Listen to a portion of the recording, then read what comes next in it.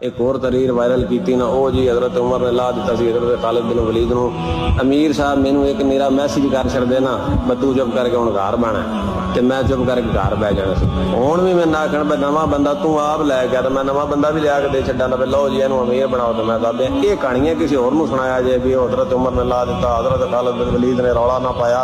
रौला असां को नहीं पाया, सिर्फ ये जिहड़ा तुसां फसाद पूरे मुल्क च पा छड्डिया ना, तो अपने करतूत वेख्या करो। मेरा मरकज अजे भी साध हुसैन रिजवी है, बाबा जी तो बाद मेरा मरकज साध हुसैन रिजवी। जेड़े विच मरकज आप बने ना, मैं उन्होंने मरकज को नहीं मनता, वो जिम्मेदार ने बस ठीक ने। मेरा मरकज साध हुसैन रिजवी है। कुछ लोगों के जहन च भी सवाल ने भी वो जमात छड़ देगा, जे इन्हें एडा ही मैं होंदा ना तो उन्हें चरोक ने छड़ जाना ही है। तो बड़े बड़े तूफान अगे आए ने, तो मैनू हिला भी नहीं सके, तो इस भी को नहीं मैनू लाना।